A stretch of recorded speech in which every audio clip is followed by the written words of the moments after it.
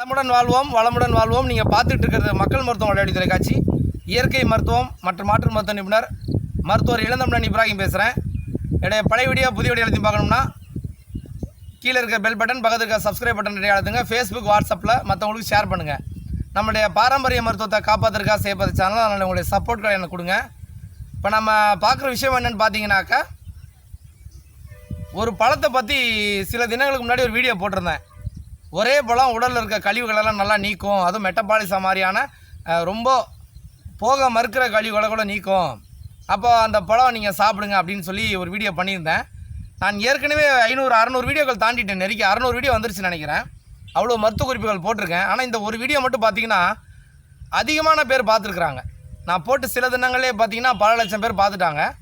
அதுலேயும் மற்ற வீடியோக்களுக்காவது நார்மலான கமெண்ட் வரும். இந்த வீடியோவில் வந்த கமெண்ட்ஸ் நிறைய என்னென்னு பார்த்தீங்கன்னா, அந்த பழத்தை காட்டவே இல்லையே, இன்னும் இந்த பழம் நாங்கள் பார்த்ததில்ல, அந்த பழம் நீங்கள் ஒரு அட்லீஸ்ட் ஒரு முறை காட்டினீங்கன்னா அது எங்களுக்கு ரொம்ப பயனுள்ளதாக இருக்கும் அப்படின்னு சொல்லி நிறைய பேர் கேட்குறாங்க. ஏன்னா சில பகுதிகளில் இல்லைங்கிறாங்க. ஆனால் இப்போ சீசன் ஆரம்பிச்சிருக்கு. கண்டிப்பாக இனிமேல் வரத்து எல்லா பகுதிகளையும் இருக்கும். தமிழ்நாடு ஃபுல்லாக இருக்கும், இன்னும் வட மாநிலங்கள் இருக்கும், வெளிநாடுகளில் கூட கிடைக்க வாய்ப்பு இருக்குது. அந்த பழம் பேர் வந்து கமலா ஆரஞ்சுன்னு பேர். அப்போ அந்த பழத்தை நான் உங்களுக்கு காட்டி அது எப்படின்னு ஜஸ்ட்டு காட்டிடுவோம். ஒரு சொலையாவது சாப்பிட்டு காட்டலாம், காட்டினா கண்டிப்பாக பயனுள்ளதாக இருக்கும் அப்படிங்கிறதுக்காக நான் இந்த வீடியோ பண்ணுறேன். அந்த பழம் என்னன்னு பார்த்தீங்கன்னா இதுதான். அதாவது ஆரஞ்சு பழம் மாதிரியே இருக்கும், ஆனால் ஆரஞ்சு பழத்தோட ரொம்ப ஒரு நல்ல பழம். இது வந்து நாட்டு பழம்.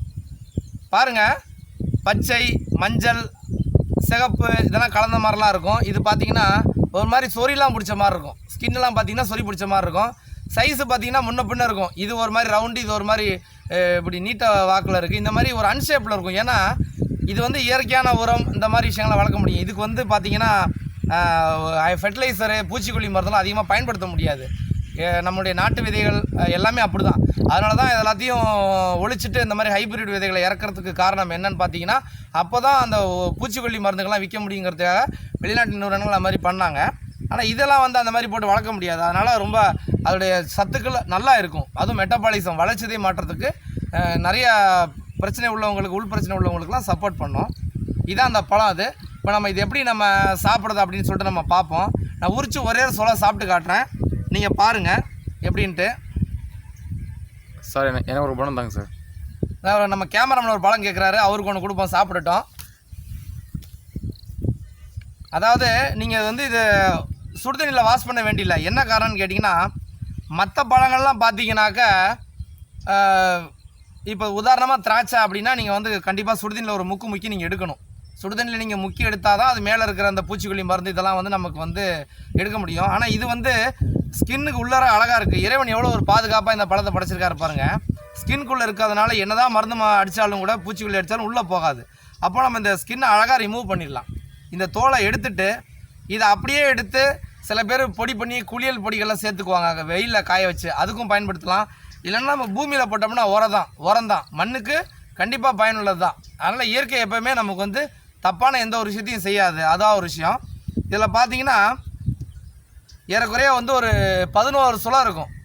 அதனால தான் ஆரஞ்சுன்னு பேர் வச்சாங்க. 6 + 5 11 இல்லையா, அதனால ஆரஞ்சுன்னு பேர் வச்சாங்க.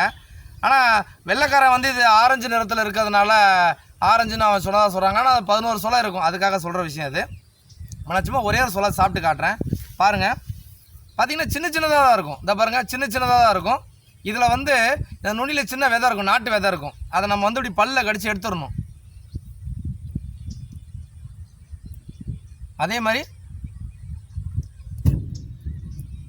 இப்போ இந்த விதையை துப்பிட்டோம்னாலும் அதை நம்ம விதையிலையும் சாப்பிட்லாம். சில நேரங்களில் கசப்பாகிறதுக்கு வாய்ப்பு இருக்குது, அதனால் சொல்கிறது. அப்போ இந்த மாதிரி பார்த்திங்கன்னா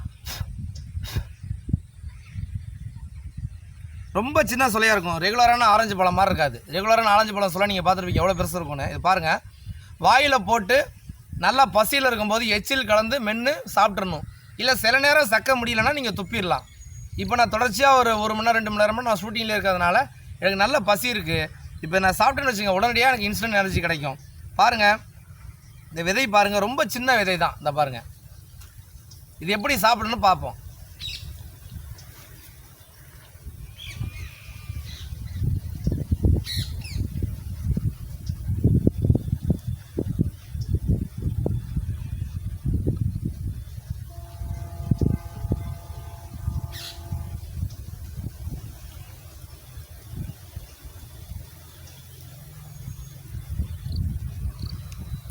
இப்போ பாருங்கள் இல்லை, இது ரொம்ப ஒரு நல்ல ஒரு கமலா ஆரஞ்சிலே ரொம்ப சாஃப்டான ஒரு கமலா ஆரஞ்சு பழம். இது சிலது வேணும் ஸ்கின் ஒரு மாதிரியாக இருக்கும், நம்ம துப்பிடலாம். இது பாருங்கள், குறைஞ்சது எத்தனை முறை மென்று இருப்பேன், ஒரு 20 முறை குறைஞ்சது மென்று இருப்பேன். எச்சில் கலந்து குறைஞ்சபட்சம் 20 முறை மென்று நல்ல பசியோடு சாப்பிட்டா எந்த ஒரு உணவும் நமக்கு உண்மையிலேயே வந்து ஒரு சத்தான உணவு தான். போட்டோன்னே முழுங்கிட்டோன்னு வச்சுங்க, அது கண்டிப்பாக அது வந்து, ஏன்னா வயிற்றில் பற்கள் கிடையாது இல்லையா, பல் இங்கே தான் இருக்குது. அப்போது பல்லுக்கான வேலையே அரைக்கிறது தான். அப்போ அந்த வேலை கூட கொடுக்கலன்னா அப்புறம் பல் என்ன செய்யும் யோசிச்சு பாருங்கள். அப்போ அதனால் நீங்கள் இந்த முயற்சி பண்ணுங்கள். இந்த பழம் நீங்கள் வீட்டில் உள்ளவங்க மற்றவங்களுக்குலாம் இதை பற்றி நிறைய ஒரு தெளிவு கொடுங்க. கண்டிப்பாக பயனுள்ளதாக இருக்கும்னு நம்புகிறேன் இந்த வீடியோ. கீழே இருக்க பெல் பட்டன், பக்கத்துக்கு சப்ஸ்கிரைப் பட்டன் அழுத்துங்க. ஃபேஸ்புக், வாட்ஸ்அப்பில் மற்றவங்களுக்கு ஷேர் பண்ணுங்கள்.